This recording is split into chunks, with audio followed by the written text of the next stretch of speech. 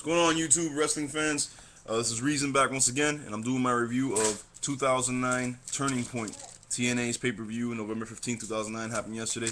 Once again, it's Turning Point 2009. Now, I gotta be honest with all y'all, man. I was looking up at this pay-per-view. I was looking at the card. I'm a TNA fan. I've been watching Impact for the last couple of weeks.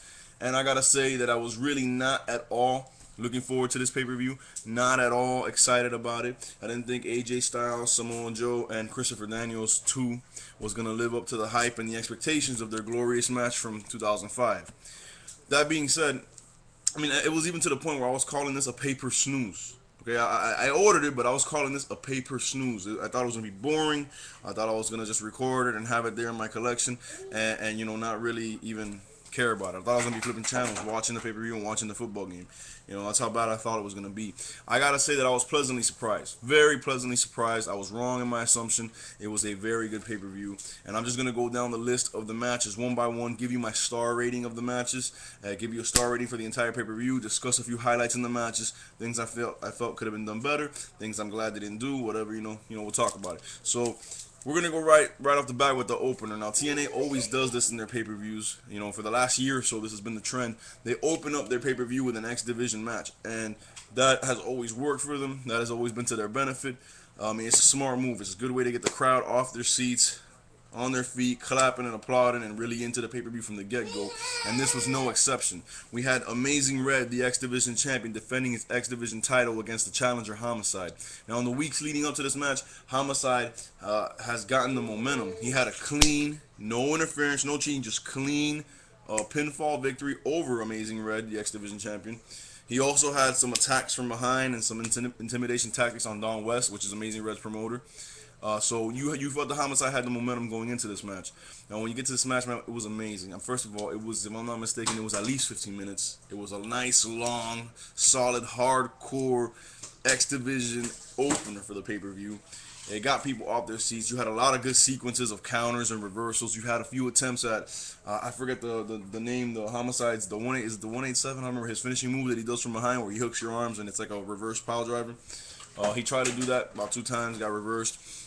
Amazing Red had a spot where he was gonna go off the top rope and do a moonsault, and smash down on Homicide. Well, Homicide was standing up, so when Amazing Red flipped off that top turnbuckle, Homicide jumped up in midair and caught him in the 1-8 in the Gringo Killer, that was one of the best spots of the night. That was awesome.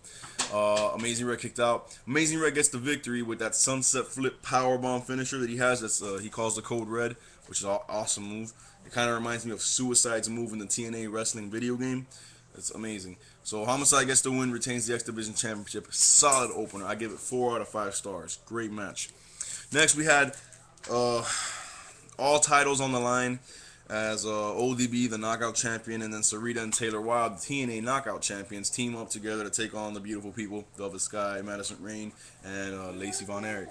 Now, the Knockout division used to be so great. When I first started watching TNA, it used to be so amazing. Now I could care less. I think ODB is trash. I think Velvet Sky, as fine as she is not a wrestler. She's just eye candy. Madison Rayne, not a wrestler, just eye candy. Lacey Von Erich, eye candy. You know what I'm saying? Taylor Wilde and Sarita. Sarita could wrestle. She's awesome. Taylor Wilde is garbage. So you got one good wrestler in a ring with 5 other non-wrestlers, so this was garbage. Nothing noteworthy here, the typical knockouts tag match. All the champions retain. ODB retains her title, and Sarita and Taylor all retain their knockout titles. This was all titles on the line match, meaning if somebody from the Beautiful People were to pin somebody from Taylor Wilde and Sarita's team, then they would automatically become the new TNA Knockout Champions. If Lacey Von Erich or somebody on the other team were to pin ODB, that person will become the new Knockouts Champion. Horrible match, horrible rules. I give it 2 stars out of 5. That's being generous. Nothing interesting there. Then we go on to the tag match for the tag team titles.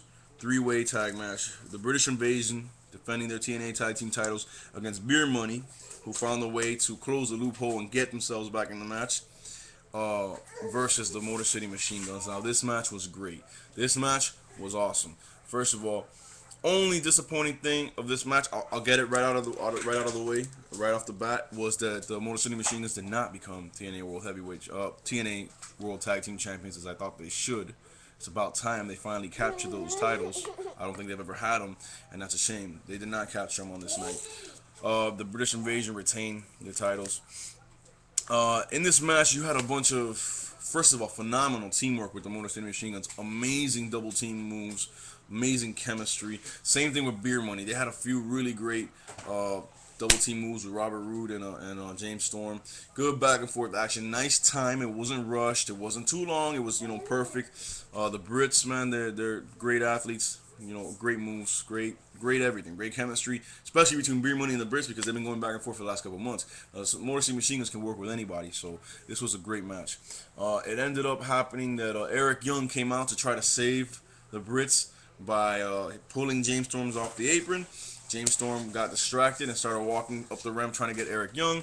Eric Young had his Legends quote-unquote global title in his hands, and as he's backing up, Kevin Nash is behind him. And you know that Kevin Nash is really PO'd at Eric Young because, first of all, he stole that title in a match, and he owes him 60 grand. So, Eric Young bumps into Nash, turns around, freaks out. Nash takes his belt back from Eric Young. James Storm grabs Eric Young and he's gonna go hit Eric Young, and then Nash knocks out James Storm with the Legends title. So you're thinking, don't tell me that Nash is in World Elite. But no, Nash just looked at Eric Young, same, PO'd face that he had. Eric Young was just as confused as everybody else, and Nash walked away with his belt. He took his belt back, so I don't know what's going to happen there. In the midst of all that, the Brits get the win over Beer Money and Motor City Machine Guns. But again, phenomenal match. I give that one. That's another 4-star match, I say, out of 5 stars. So already we got 2 4-star matches in this pay-per-view, and this is only the 3rd match. Then we had the cage match. First time ever I've seen 2 knockouts. I mean, unless it's a Lethal Lockdown pay-per-view, but this is the first time I've seen out of nowhere 2 knockouts be put in the 6 Sides of Steel. Tara versus Awesome Kong. Again, not interested. Really don't care. Tara is a great athlete, great competitor. Don't care. Kong is a fat tub of goo. She's like the female Samoa Joe. Useless. Don't care. So this match was whatever. I will give it 3 stars out of 5 for the simple fact that there were a few good spots involving the cage and involving jumping off the cage. For example, Tara could have escaped and won right off the bat, but she decided to jump off the top of the cage, which is a good 10 to 15 feet above the ring, and land on Awesome Kong, and that's how she got the win. And I'm also glad, because Awesome Kong finally lost. I'm sick of her dominating the knockouts division when she's garbage. She's just big and useless. So I give that match 3 stars out of 5 simply because of the spots. Then we got Rhino and Team 3D versus Morgan, Rhino, and D'Angelo De Niro, the Pope. This was a great match, and I'm really liking this team of Rhino and Team 3D. It's taking it back to the old ECW days. I like Team 3D I like Team 3D period, but I love them as heels, especially my brother Ray because he says some of the funniest stuff. And there was really good chemistry in this match between those 3 veterans working on the same team. Morgan and Hernandez didn't really get showcased the way that they should. Excuse me for 1 second. They didn't really get showcased the way that they should have.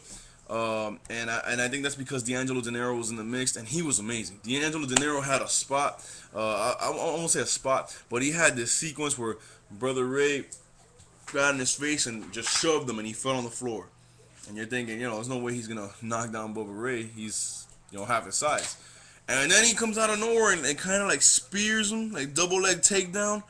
And you see Brother Ray's feet like get swept up from under him, and he just lands on him and starts wailing away on him, and the crowd goes crazy, and he plays to the crowd, and D'Angelo De Niro got some fans last night. So, but Matt Morgan and Hernandez really didn't get showcased the way they've been getting showcased the last couple of months or so, because there was no real chemistry there between those 3. And in the end, the heels get the win, which I liked. I liked Rhino and 3D getting the win, and they got it because Supermex had I think it was Rhino up in the border toss, and when he turned around, Devon smashed him with a chair right in the gut. He dropped Rhino, and then Rhino went right off the ropes and gave him a gore that I will never forget, because usually Rhino, he's kind of old, so when he does the gore, he doesn't really get it that good, especially on someone that big, but he just went right through Supermax. 1, 2, 3, Rhino and Team 3D are your winners. That's it for part 1 of my TNA Turning Point review. Tune in for part 2 coming up next. God bless.